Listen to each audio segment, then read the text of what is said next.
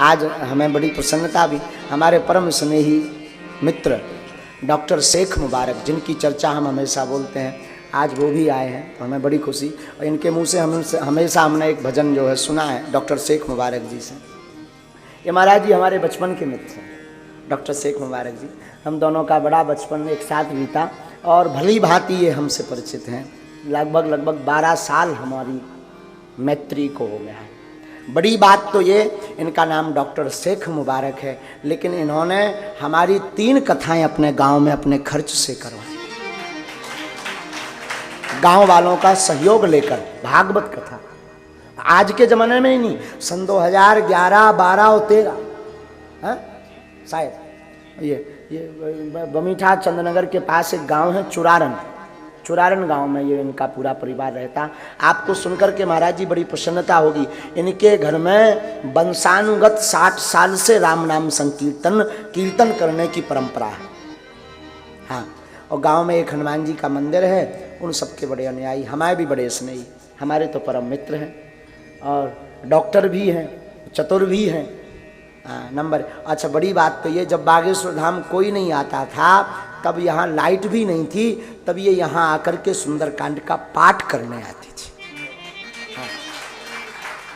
आपको क्या बतावे, इन्होंने तो हमारे प्रत्येक पहलू को, जीवन को जिया है। महाराज जी ये बेचारा जो है, हम और ये यहाँ नीचे पहाड़ के नीचे कोई बना तना तो था ही नहीं, भीड़ उतनी आती नहीं थी, तो बालुओं में लेटे रहते थे दोनों। सोने के लिए भी स्थान नहीं था यहाँ, तो बालू डली थी यहाँ, बालू निर्माण के लिए बालू पर हम दोनों 1 साल तक लेटते रहे, रातों भर।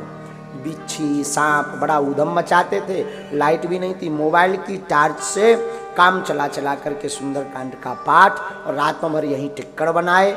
2 जन ने टिक्कड़ पाए, इनने हमें चाय बना दी। और ये मोटरसाइकिल से आते थे तो कई बार दूध खत्म हो जाता था, तो ये मोटरसाइकिल लेकर गंज जाते, वहाँ से दूध लाते, फिर चाय पिलाते थे। हाँ। तो हम चाहेंगे पहले इनके मुख से एक गीत, इनका बड़ा अच्छा है, तो हम एक गीत सुन लें। इसके बाद पूज्य महाराज श्री जी का आशीर्वचन और वाणी को विराम। आचार्य जी भी आए हैं, हमें देखे देखे लगते हैं, हम परिचय नहीं हो पा रहे हैं।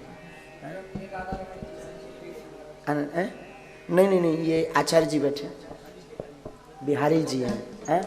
अच्छा, हमें ऐसा लगा कि हमने शायद कहीं देखा हो और खबर नहीं।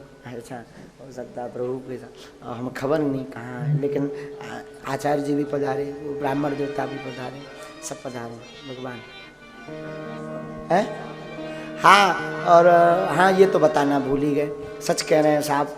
हम हमेशा बोलते थे जो बेटियों का विवाह 1 मार्च को हो रहा ना, ये जरूर ये सबको भेजिएगा, हम सबको बताते ये घटना, हर कथा में बोलने का प्रयास करते हैं।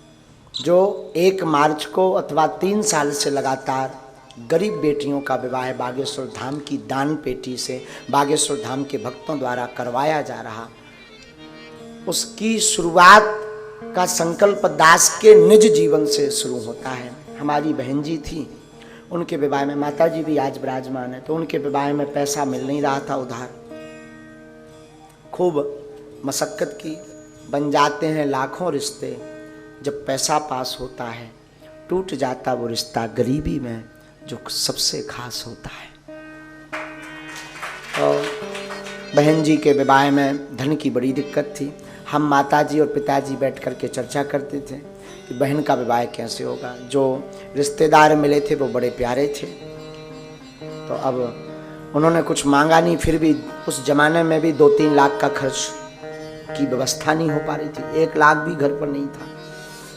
कैसे हम विवाह करवें, कैसे उपहार में दहेज देवें, यही मन में विचार था।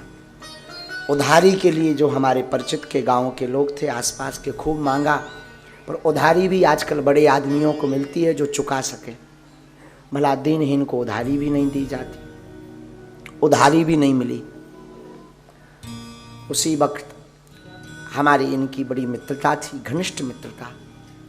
तो फ़ोन एक हमारे पास नोकिया मोबाइल था, पुरोहित कर्म, हम कर्मकांड कथा और दादाजी की सेवा करते थे।